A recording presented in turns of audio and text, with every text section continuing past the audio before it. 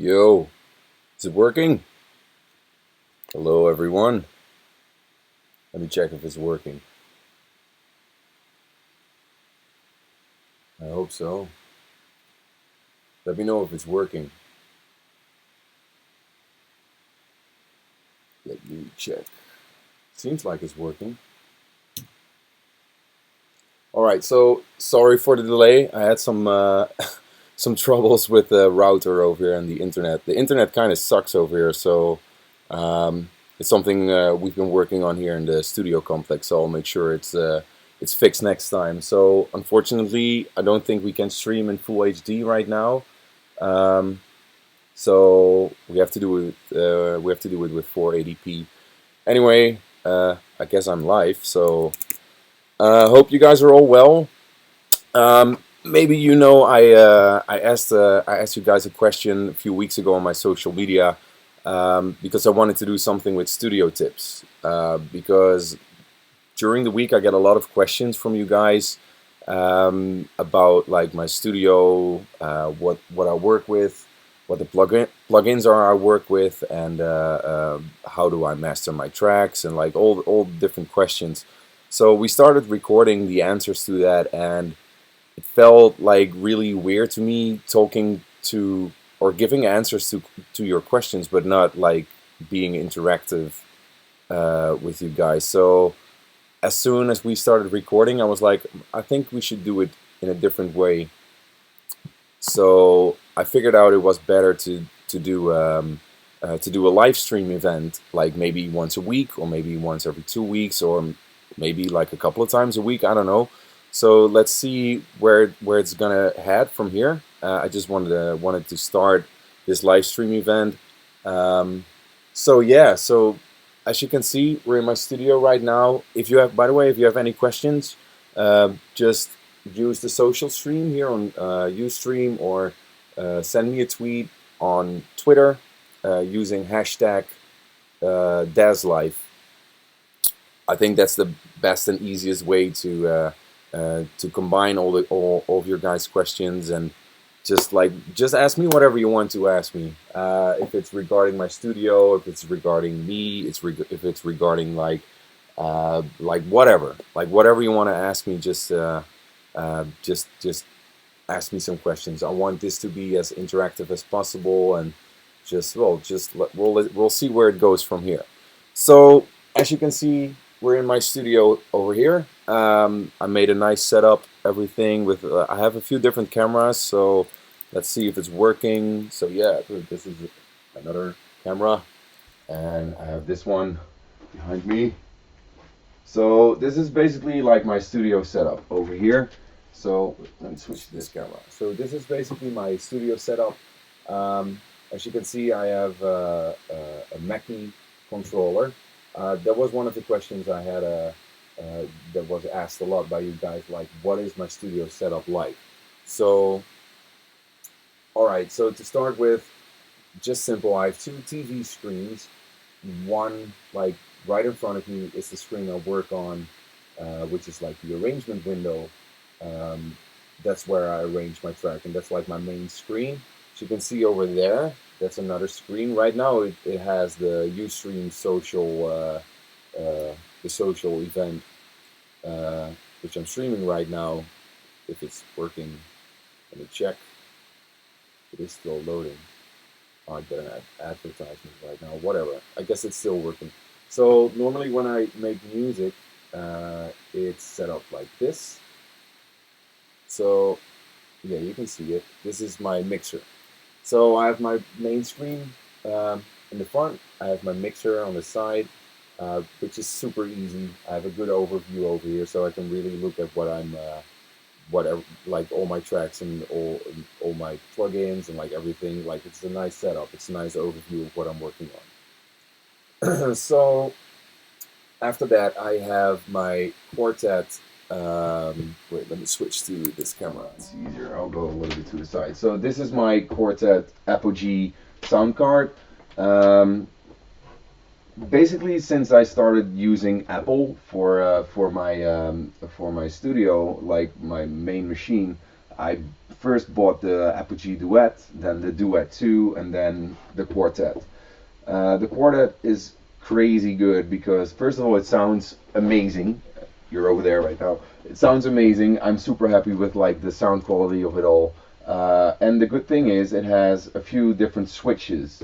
So as you can see, I have multiple speakers set up right now. I have my Genelec 8040s, which are my main speakers. They give me that club feel. So it's like the club feel I want to experience when I make music. To the side of them, I have the Yamaha NS10s. I'm not sure if you're familiar with them. The Yamaha NS10s, I've been looking for them for quite some time, and I'm super happy that I finally was able to buy them from second hand. The thing is, I think these speakers were made like somewhere at the end of the 80s. Like for 2 or 3 years they were in production, and they are like the best mixing speakers. So the stereo field is insanely wide. The good thing about them is if I mix for instance, my kick and my bass line, it works super well. Let me switch to the camera. So it works super well using these Yamahas for mixing the low frequencies because basically what they're doing, you can really hear like the low frequencies, like you can hear like the hertz, like the 40 hertz, the 60 hertz, the 80 hertz, but not, you can't really feel it. And that's something that the Genelec does.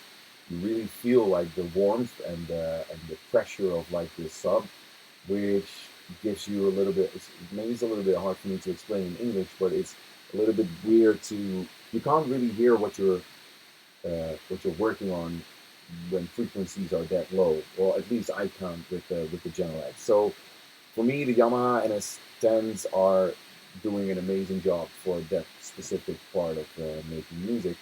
Then I have that's this one, the Avantone Mix Cube, which I borrowed from a friend of mine.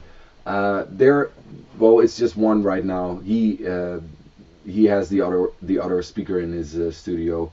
So the thing is, it's a little bit similar as the Yamaha NS10, only it's just one speaker. So it does a little bit the same, I guess. Like you can really mix like the mid, low, and the low frequencies on it very well. So if I'm working on my kick and my bass drum, I switch to the Yamahas, and I switch back to the Avantone, and I switch back to the Yamahas just to verify and just to make sure that I'm working on the proper frequency that I'm working on. But the majority of the time I just use the Genelec. So then this is my Mackie controller, my setup. It's USB powered.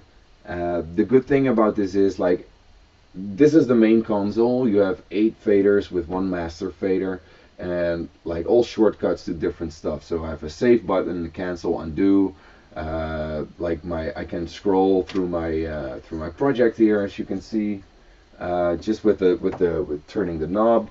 I can zoom in, I can zoom out, which is not working for whatever reason right now. I always have problems with this thing. Let me check. Normally it works great. Well, it does work in a bit, whatever. So the thing is, wait, hold on. Is it still working? There we go. Yeah, it is working. So I can scroll through my project here. I can scroll through all the different tracks. It's all automated, as you can see. I can zoom in a little bit here, if you can see that. Yeah, that's nice. So you can see like 8 orange tracks and 8 white tracks. So the 8 orange or like brown ones are like these 8 faders. The 8 white ones are these 8 faders. So I can see what is going on in my project. I see another like 8 faders over here. I don't know what that is. That's probably my iPad. Anyway, you can scroll through the project like super easy, And the best thing about this controller is that I can mix the volumes of all my tracks like live with my hands and not necessarily with a mouse. So for me, it just works better. I've been using this thing from the first time I ever was in a studio. I used to work with someone else, like with a friend of mine back in the days, and he had the previous version of this Mackie controller, and I don't know, it's just in my system. It's in my workflow, and like as soon as I had the money to buy my own studio equipment, this was one of the first things I bought. So this is just an extender with 8 extra faders. So, and you can extend them, you can buy, you can extend this main console with another 3 of these 8 faders. So you can have like a proper mixing desk with these. However, like this is more than enough for me. Um, then over here I have the complete control Native Instruments keyboard, which is integrated with Native Instruments complete software, which is great. I love it, but like the color coding and everything is just perfect. It has rotaries which you can assign to your plugins and whatever. It's just to have the more natural feel of it when you twist knobs instead of just using your mouse. Um, that's basically it. Like over there, let's switch to this camera. As you can see here, this is my my Mac Pro. It's a little bit far away for you, I guess, but this is my Mac Pro. Um, I bought it last year. I used to work with the old Mac Pro, like the big thing, but like after upgrading it for so many times, it was almost dead. So it was time to buy a new one. Super happy with that. Everything is connected through basically one Thunderbolt cable, which goes into this little thing over here. I have a UAD connected. I have a Drobo server, NES server connected, which holds all of my libraries, all of my projects. So basically, nothing really is stored on the Mac, but everything is stored on the Drobo NES. So that's basically my setup. Maybe if you can see it over there in the corner, in that corner as well, I have 2 bass traps, or 4, 2 stacked on top of each other, just to make sure the low frequencies are a little bit more absorbed at the end of my room, at the back. I've been working in this room for probably 4 years right now, and it just feels like home to me. I know every little aspect of this room. I know every little audible detail, whatever you want to call it. I'm just super happy with working in this room. It comes very natural to me. Um, so yeah. So that is basically my studio setup. Let me switch to this camera. Um, so let's see if you guys are asking any questions. Uh, let's see. Oh, you are asking some questions. Any tips about mixing with the NS10M Studio from Tavetti Official? Um, well, like I said, I think the best thing to use them for is not uh, mixing, excuse me, not mixing like your whole track, but make sure, well, it's good for reference. Like if you are having the feeling that your track is almost done, or that you're at the final stages of mixing and mastering your, or especially mixing your product, I think it's a good thing to switch to the NS10s just as a reference. But if you're sculpturing a kick, for instance, if you like to make kicks, I like to make kicks. I like to use different kicks and combine them into a new one. I like to use like sine waves just to make the tail of the kick, of like make sure everything is in tune. Um, and like that specific element, making sure that everything is in tune, is uh, is working great on the NS10s. You can really hear what it's doing. I could give you guys, I could give you an example. I'm not really sure. Excuse me, if you can hear it through the cheap microphone that I'm working on.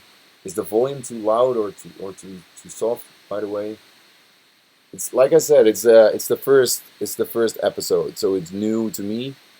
Just make sure, uh, just let me know if everything is working properly. If you are experiencing any flaws, if it's like stuttering or whatever, or if the sound is too soft or whatever.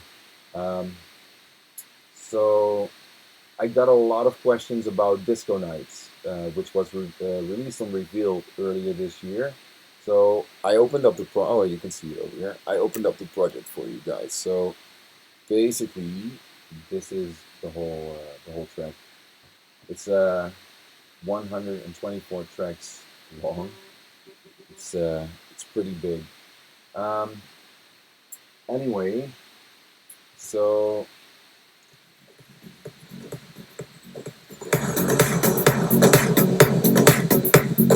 so those are the general acts. Let me go to the kick over here.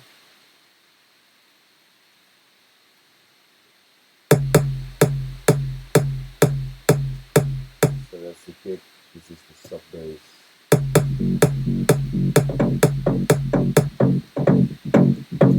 So it has 2 layers of bass for the kick drum only. So you have the kick over here. Let me zoom in a little bit. I'll use this overview, it's better. So I have the kick over here.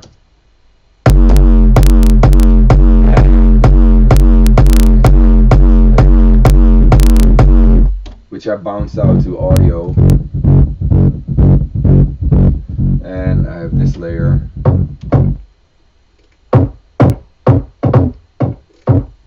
Just a stabby bass sound, so combined it's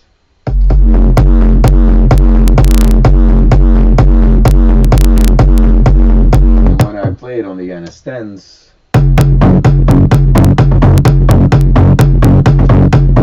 I'm not really sure if you can hear it. I'll make sure for next time I have a different microphone set up, so like the sound will be a bit more warm and clear. Anyway, so that's the reason like I like to work with the Yamaha N01. So your question was, let me see, where are you? Yeah, any tips about mixing? Yeah, well, make sure you are mixing on the N01s just when it's necessary. Like I said, like the kick with your kick and your bass drum or your bass line. To me, that works the best. Mixing on the Yamaha N01s. Also, it's good if you have, for instance, a drum loop which has a weird frequency. Sometimes you have these weird drum loops that have like one specific frequency that is like basically fucking up your whole track, or like it's in the way of the rest of the track. So what I like to do, let me see if I have a good example. It seems like this thing. So that's the shout that is in the track as well. So this is the EQ, and as you can see over here, I made a little dip around 1K, probably because there is a very annoying frequency.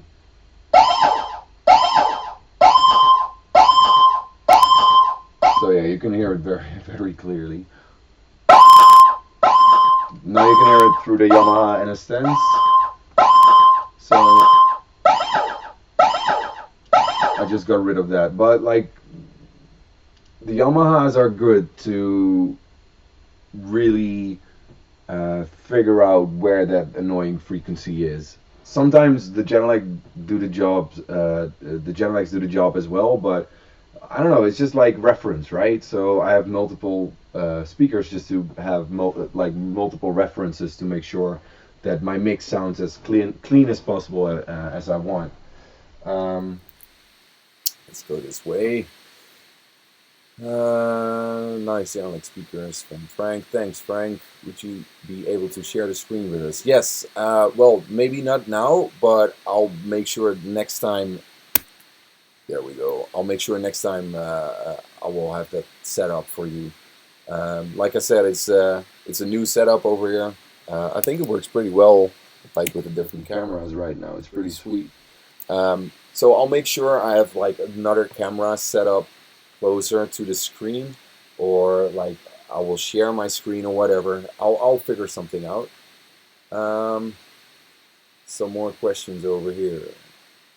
Uh, pa, pa, pa, pa, pa. Let me see. How is it going? It's going very well. El Arriba, thank you. Uh, what plugins do you use to do your DAZ-ups, like gain, volume, EQ?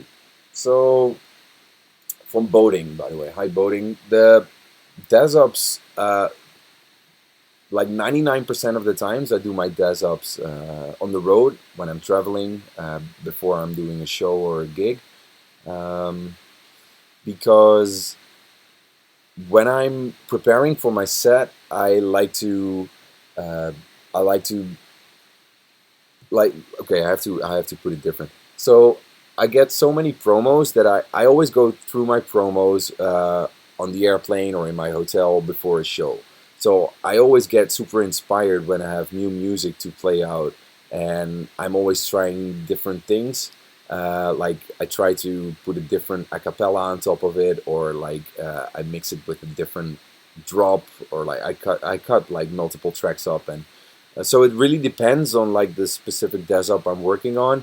Um, but I do use a lot of mixing techniques as well in the DAZ-up, just to make sure if I use, for instance, two or three different kind of tracks, just to make sure that it sounds like one. You know, not that you really hear uh, that everything is cut up or whatever. I just want everything to sound as one as possible, especially when you're adding a vocal onto a DAZ-up or onto an original instrumental track.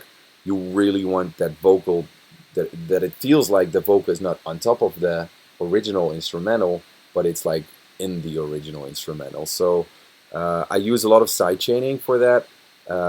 So normally what I do, if I have a cappella and I have the original track, I make sure the original track side change as soon as the acapella is moving or is having volume. So when someone is singing, the original track lowers the volume just a little bit, just like a half dB, minus a half or minus 1 dB, just to make sure it breathes a little bit more, so the acapella has more room to breathe and do its thing. So I like to use, well, I don't really use gain or volume. Sometimes I do a little bit, but it's more compression. And I make sure, like at the end of everything, I use like one multi-band compressor to make sure everything is just like stacked as one track. Hello, hey, stream is gone. Is the stream gone? Well, it seems it's still online here. How many hours a day do you produce from these nuts? So these nuts, how many hours a day do you produce? Well, I try to produce as many hours as possible, but obviously, like, there are more things involved than only making music. So, like I said, like it's making DAZ-ups. I also do a lot of mastering jobs and mixing jobs for other artists. So I spend time on that as well. Um, yeah, so it depends. When I'm traveling, excuse me, when I'm traveling, I try to work on the laptop in the plane and everything, or in the hotel, but it's just different. I like to work as much as possible in this studio, because, like I just told you, right? It comes natural to me. Everything sounds very natural to me over here. So I really know what everything that is going on. I like to work on my headphones for a few hours when I'm traveling, but it's different, right? So I can't really make a full track or finish a track on my headphones, because I know it's always lacking stuff. There are always elements that I don't hear on my headphones, which I do hear here in my studio. So, have you ever had a real job? Well, yeah, man. Like I used to be. Uh, I like my first job was doing the dishes in um, uh, doing the dishes in like wait, hold on, someone is texting me. Give me 1 second. So I did some like stupid jobs. I did dishes in a restaurant. I used to work at Domino's. I was a pizza delivery guy on a little scooter. Um, I don't know what else. I used to work in a record shop. That was my like the first job, like my real first job, and I loved it, man. I started when I was 18. Um, the shop was in Eindhoven in Holland, and it was called Freaky Records. I used to work there for 4.5 years. Um, it was amazing. Like I sold vinyl. It was a vinyl record store for DJs and people like real DJs basically. So there were a lot of famous customers, which they weren't famous back in the day. So Fatty Legrand was a regular customer. He used to visit every week. Um, Before he made like Put Your Hands Up for Detroit and like before all his other big hits. So I know Fetty for a long time. Sander Van Doorn was a regular customer before his big breakthrough. Don Diablo visited like often. Marco V was my hero back in the days, and he used to be a regular customer.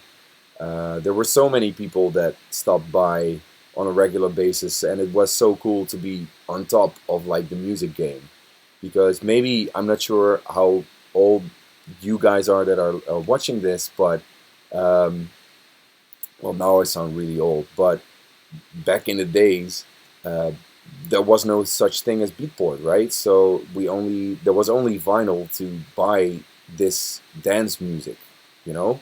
So sometimes we only got 3 copies of like a cool track, which we had to divide on our best customers or like the people that we knew they would buy it and play it out, you know. So sometimes if it was such a cool track, I bought all 3 copies just to make sure I was getting rid of the competition, right? So it was a different time, but I loved every little bit of it. It was searching for like that specific track that nobody else had, or maybe there were only just a few copies around the world, you know. And like nowadays, music is never sold out anymore, you know. So it's a cool time as well right now because, like I said, I can edit my music on the laptop in the plane. That wasn't you couldn't really do that back in the days because you had to carry like 40 kilos of fucking vinyl with you to your gig, you know. So it was different. Um, so that basically was my first real job. Um, Video is okay, but you really need a proper microphone. Okay, I'll make sure. I'll make sure that we're gonna fix that. Camera can't handle the bass. So this is a few minutes ago. Can you show a preview of a new track? I will do that in a second. Uh, can you explain the processing of your kick? Let me check. I can do that as well. I will go a little bit more in depth about like music production in general in the next episode. So I'll make sure I have some cool stuff set up for you. I have some cool tutorials that I can show you. I have some. I'll make sure I have a cool project that I can show how I do some mixing tricks or whatever. You know, like how I like to mix my tracks and all the stuff that I um, uh, use when like all the tricks I use when I well not all of the tricks I use, but like, I will give you some inside info on what I do when mixing and mastering my tracks. Um, mm, mm, mm, mm. Tips on layering. Well, it depends on what you want to layer. The layering of synths is always a hard job. Sometimes it's super easy. Sometimes it works instantly. Um, but I always like to make sure uh, that I have multiple layers for like one big lead sound. I almost never use one synth just as the main lead sound because it always sounds, I don't know, it can always sound bigger and better, right? So I like to divide the layering of a lead sound up in like multiple elements. So I have like higher synths and lower synths just combined and make sure everything is stereo-wise. Wait, hold on. I'll open up the Disco Nights project. Oh, this is a cool overview as well. So let me see if I can show you and play you some music over here.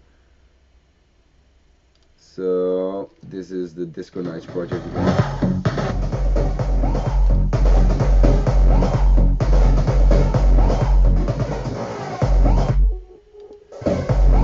It's been a while since I opened this project, so I have to check out where everything is. Yep.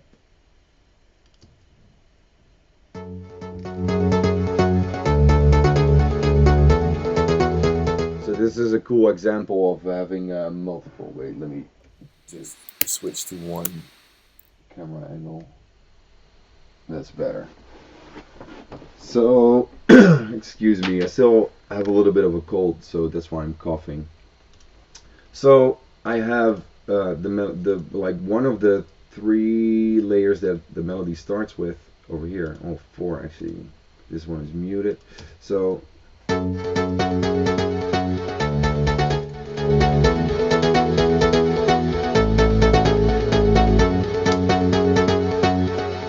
that's one. This is the other one. And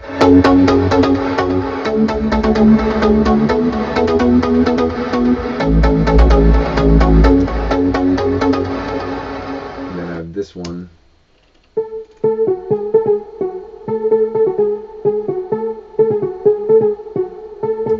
So they go open over time, like with the cutoff. So yeah, as you can hear, it has different. It has a different layering of frequency spectrum, basically. So this is the high one. Let me switch to this part over here. And this one.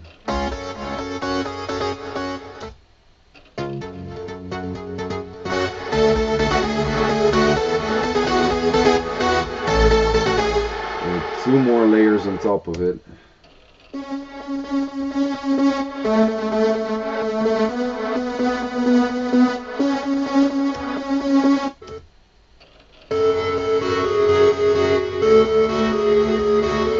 Sounds a little bit weird to me. I don't know. Let me check. Are they still working properly? So yeah, this is the whole stack of layering. Let me see what I did here. So basically, first of all, it's a lot of EQing. So this is the first layer, which is this one. I added a lot of high frequencies over here. So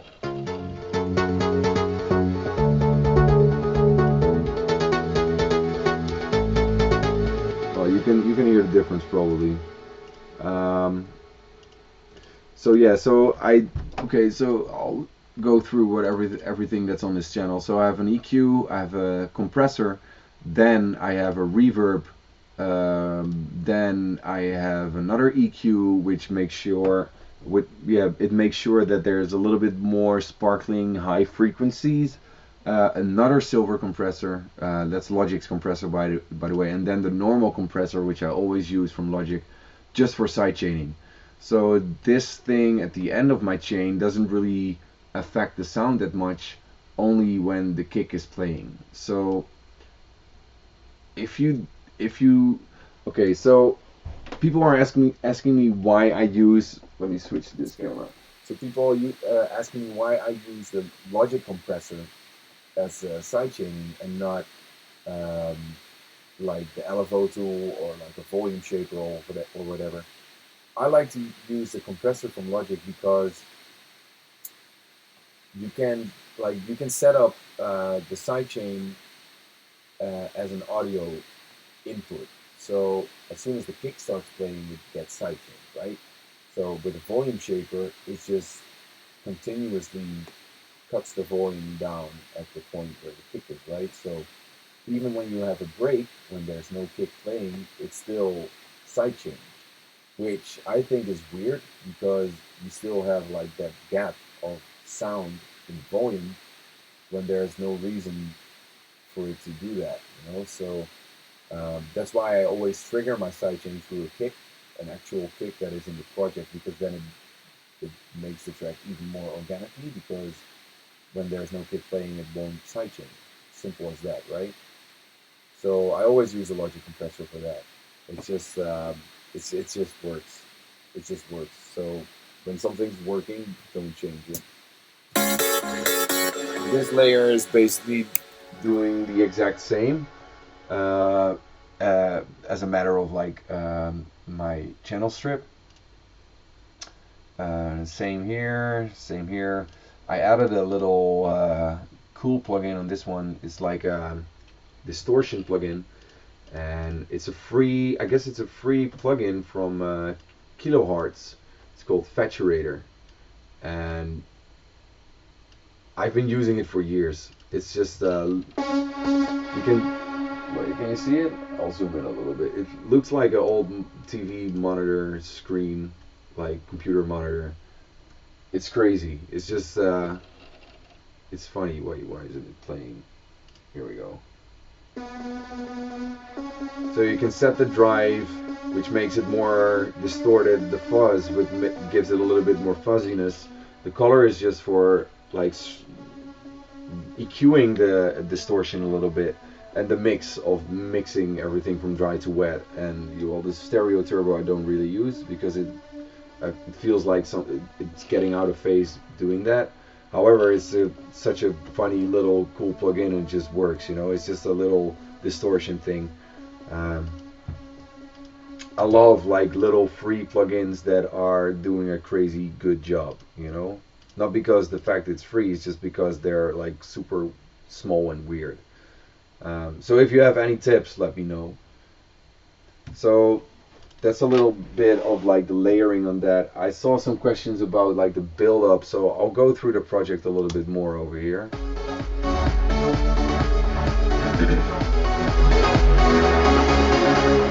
Color squares, flashing lights, spinning balls, disco nights. Color squares, flashing lights, spinning balls, disco nights. Color squares. I'll mute the vocal for a second.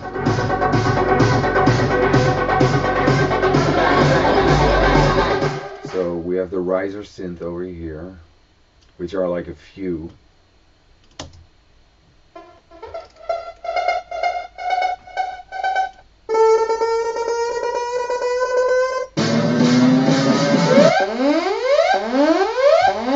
But it's basically this one that is doing the job. I spend a lot of time making this riser as perfect as possible.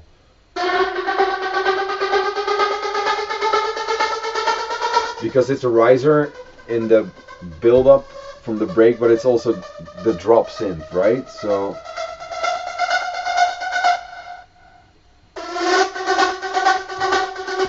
let me see if that one is still in the project. I think so. Yeah, here it is.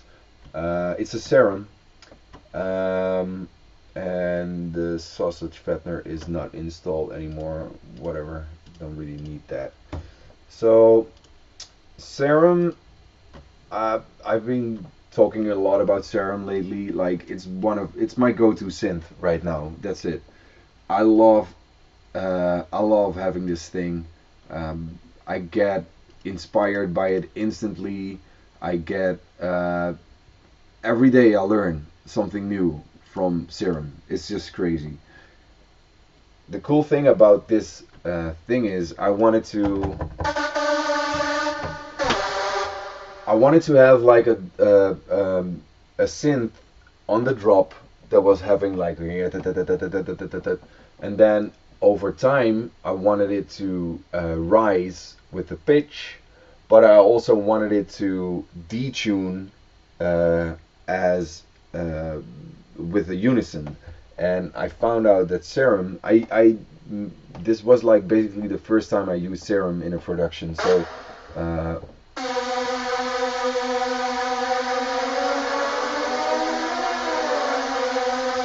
I think you can hear that, right? So I put it on 3 unison, so basically it fires off 3 instances of the same sound at the same time. Excuse me. And the detune as you can see,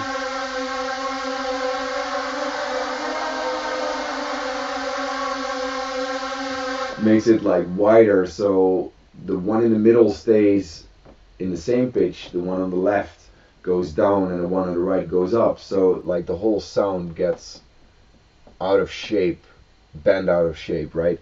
So, and that combined with the rising pitch of 1 octave makes the whole thing go like, I don't know, it's like a mind fuck, right? So here you go.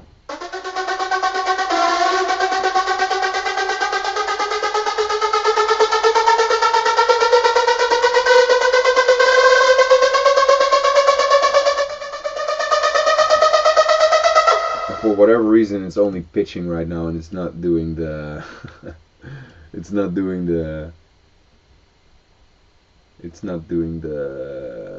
the detuning, whatever.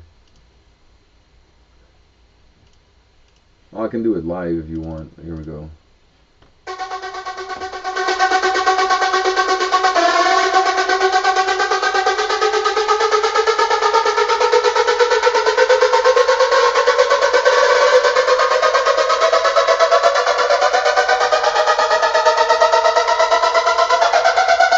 So your whole like mind kind of goes weird. So yeah, that's a cool thing. That's a cool. I like that. It took me some time just to figure out, like, it's not that hard, but just to make it like sound perfect. That took some time. All right, I'll get back to the questions. I can talk about like this stuff for hours. So um, okay, let's check out the Twitter feed because there are a lot of tweets coming in. Let me check. Hold on.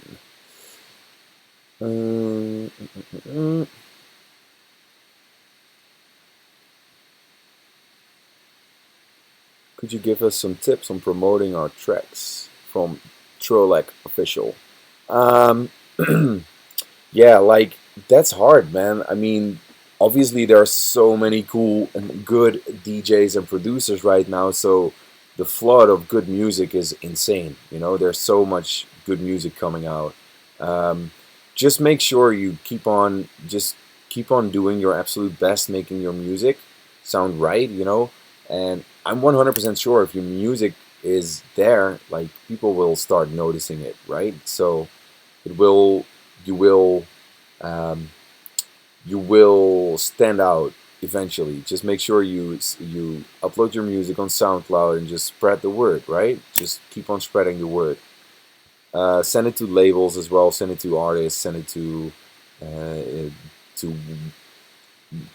whoever you think the track is good for, right? So the one thing I suggest, if you have a cool track, don't email blast or don't send it to everyone or every DJ you ever heard of. Just make sure you only send it to the people who you want to play it, right?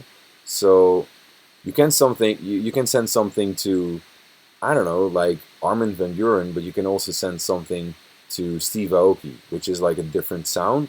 But just make sure you send it to like the guy you want to play your track, right? So just be selective on who you're sending music to, because if we like, I don't want to brag, but we get so many promos, like it's almost impossible to listen to everything, you know. So if you have something that you really want someone else to play, just make sure you send it to those people. Just do selectively those people. Um, oh, I guess it's like combined the Twitter feed.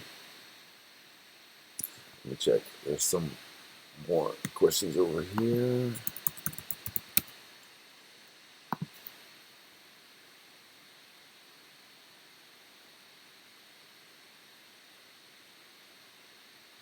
Yeah, there we go. Oh, here's the nice.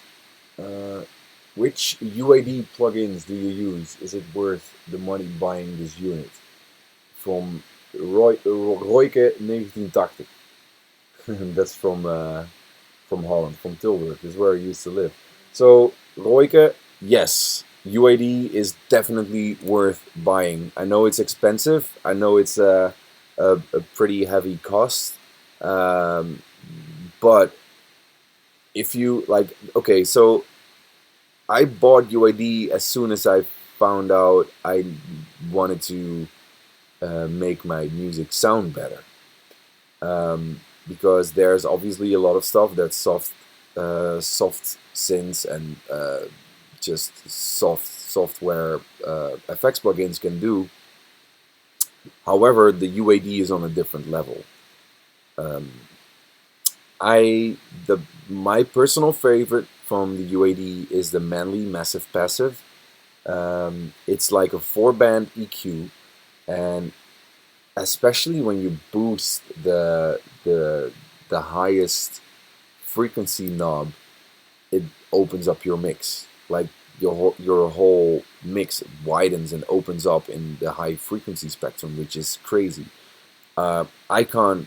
I have to use it on every track I finish. I mean, it's a one of my go-to plugins. Another one, like I hope one like once I want to buy the original, because the UAD plugins are exact replicas of like the original hardware and stuff.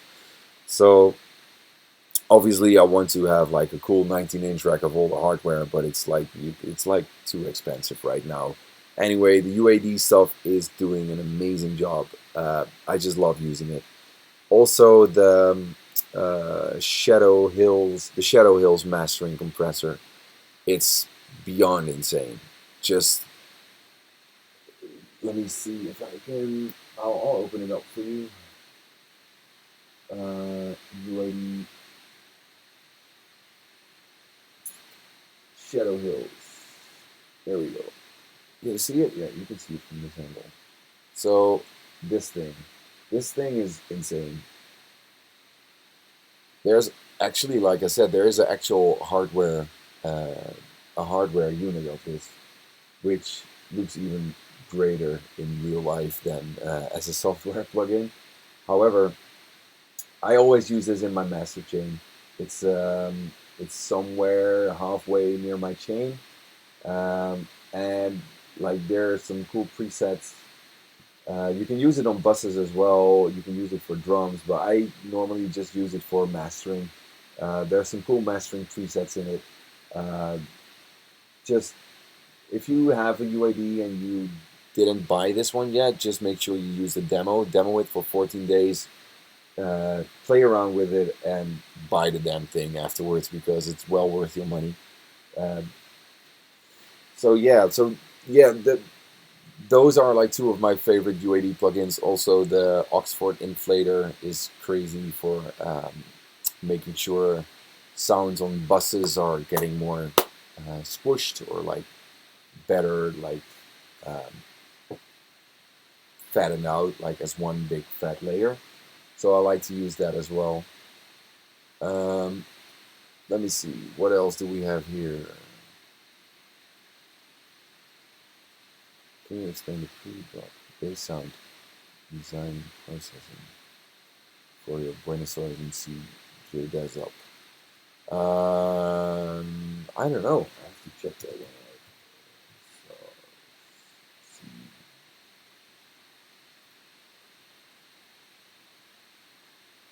I think that's. I don't think I did that sound design actually. Wait, hold on. The screen is about to die.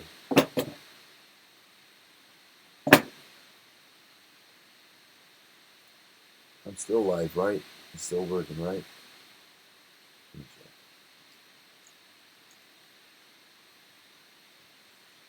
So,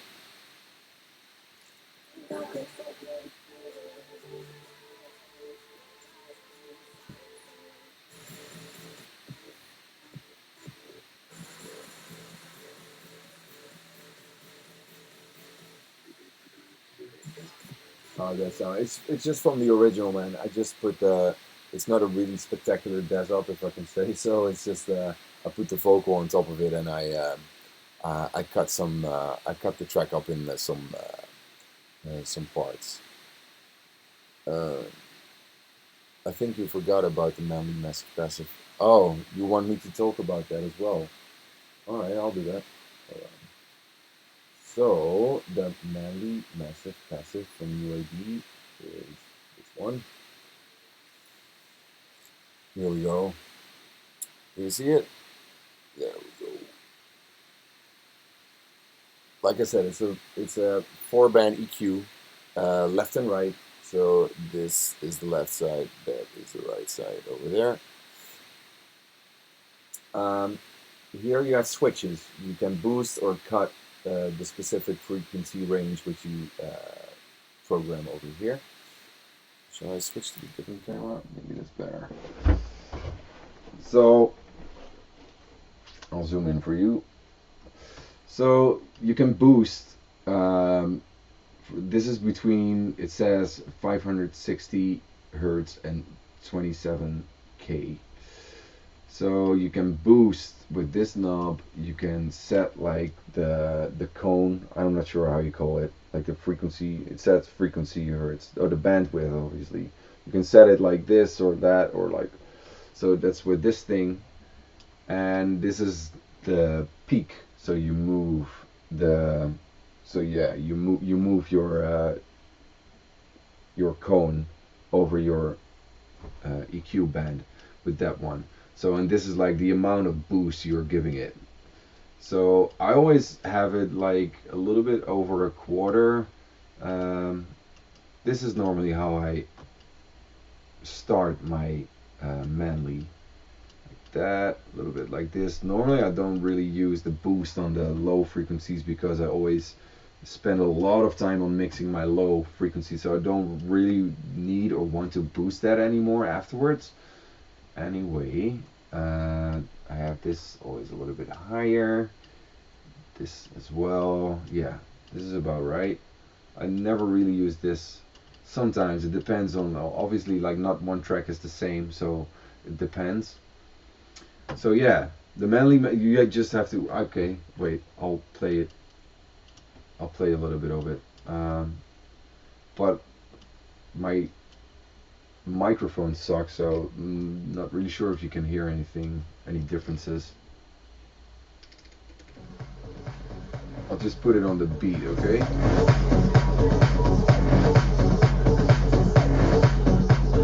So this is without.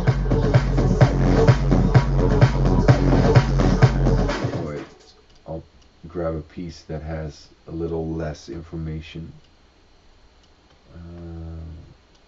This.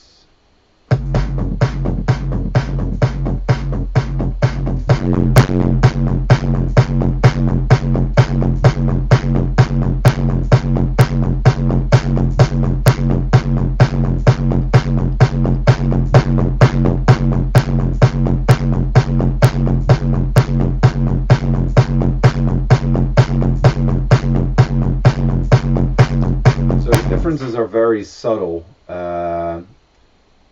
but it's still a huge difference. You know, it's subtle but big. In at the end of your mix, this makes a big difference to your final product. So.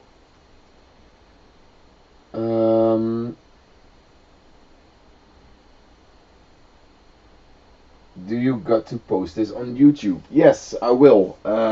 Hopefully everything went right today, and hopefully I recorded everything how I wanted it to record. So I'm gonna check out if everything is has been working so far. I think it went pretty well. Thanks for tuning in. I'll make sure. I'm gonna do this more often, you know, so just use hashtag DazzLife if you have any questions. You don't just use it like whenever you want, just during the week, or if you have any question that pops up in your mind, just send me those questions. I will bundle all the questions and I'll pick some cool ones out, and eventually I will like this whole streaming thing is gonna look a little bit better. I promise you that. I'll make sure the quality of the stream is gonna be better because I don't think it's has been streaming in HD today. Um, but besides that, I want this thing to be bigger and better. I'm gonna have a cool extra setup of cameras and everything, but I just wanted to pilot test this thing out for the first time, and well, it seems it's doing it was a good it did a good job. I think a lot of you guys there were a lot of people that tuned in today, so I like that. Um, Rest in peace, headphone users. So yeah, so I'll make sure next time I have a proper microphone set up. I didn't have the time, or like I have like this Apogee fellow, this little Apogee mic. I didn't set it up today. I don't know why. I could have done that. However, um, I have to make sure I have some more USB ports because all the cameras are taking all over. They are taking up all the spots. Anyway, thanks for checking this first episode of Dazz Life. I'll make sure I'm gonna stream a little bit more often, like I said, and yeah, thanks for checking. I'll talk to you guys later.